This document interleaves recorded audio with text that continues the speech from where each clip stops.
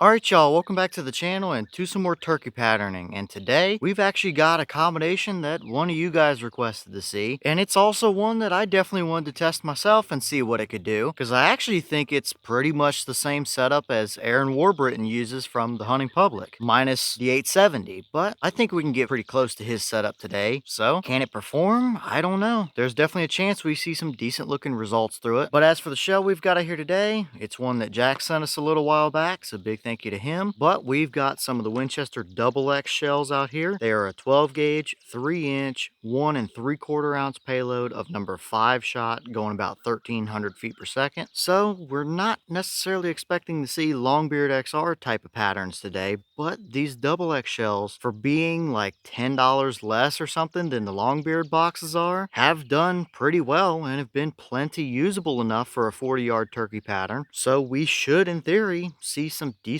looking results out of them today as well. And as for the setup we've got to run them through, I brought out the Remington 1187 here with this choke, which is the HS Strut UnderTaker 665 constriction turkey choke, which for being a $24 choke, I believe, the few tests we've done with it so far, it has definitely shown some pretty impressive results for being what it is. A very basic, old school style 665 turkey choke. No complaints so far out of this. So hopefully it works out pretty well with these double X5s today as well. So definitely kind of have that Aaron Warburton setup. I'm pretty sure it's the double X5s that he shoots, and I know it's the Undertaker 665 choke here, but he's got an 870 and I've got the 1187 out here today, but they should perform very similar. So I'm definitely curious to see what kind of results I can get out of this. But as for the test today, everything is the same as usual. Turkey target is going to be set up at 40 yards. I've got the chronograph as well so we can get our velocity. So we'll get you guys a view of the target and take the shot, look at the chrono, and then look at our results. I don't expect to see a longbeard pattern today, but I'm definitely hoping to see a pretty nice, uniform, even looking and usable turkey pattern at 40 yards. But let's head over here and take the shot and just see what kind of pattern it actually gives us.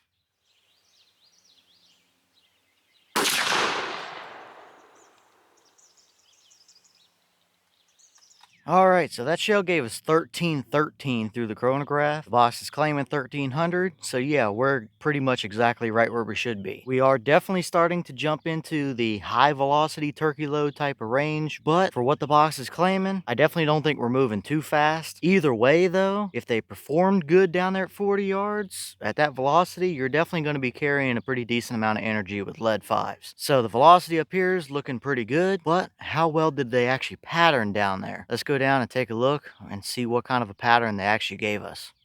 All right, now we're down here at our 40-yard paper, and this is what we got. And we did absolutely have a dead bird. There are 2 stacked right on top of each other through the brain and several more down the spine. So at 40 yards, you would absolutely have a dead turkey with that pattern. Now, as for the pattern as a whole in general here, we definitely have a relatively circular pattern right around that area there, so it doesn't look terrible necessarily for what these shells are, but they are much more broad and open than something like a longbeard shell would be. That's not surprising, and that's kind of what we expected to see. The core area isn't necessarily that much hotter than the rest of the pattern. It's just a lot more broad across the whole thing. Now, if we get up close, there's definitely a little bit of blotchiness in here. There are a few voids that are a little bit larger than other areas around his head here, but nothing that I'm too worried about as far as this pattern goes as a whole. It gives you plenty of leeway out at 40, and if you were hunting birds in closer, you wouldn't necessarily be trying to hit them with a baseball size pattern either. So this is definitely not what I would call a super amazing, stunning looking pattern or anything like that, but it is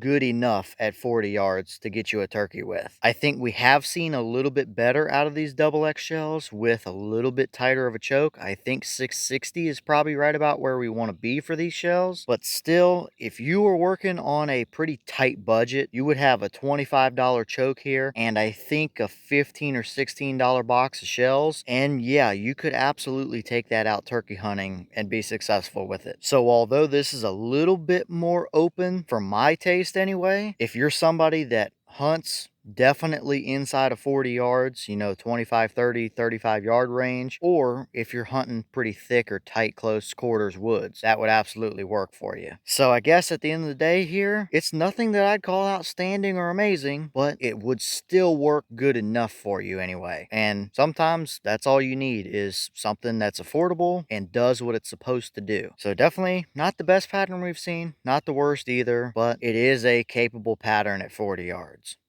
Okay, and here's the wad from that shell, and these double X wads pretty much use the exact same wad as the longbeard shells use. They just don't have the same waxy, clumped together type of buffer material. They use the kind of clear looking Grex pellets. But either way, this wad looks pretty much run of the mill here. Not really anything I'm too worried about. There might have been a couple little corners here that snagged on something, although I don't really know what, because that choke doesn't have any straight rifling or porting or anything else. So that could have just been the jump from the shell to the chamber or anything like that. I don't know. But there's nothing stuck down in there. There's not even any rips or pinholes or anything in here. So pretty much looks about standard for what these shells usually give us. Definitely nothing too special to take note of, I wouldn't say.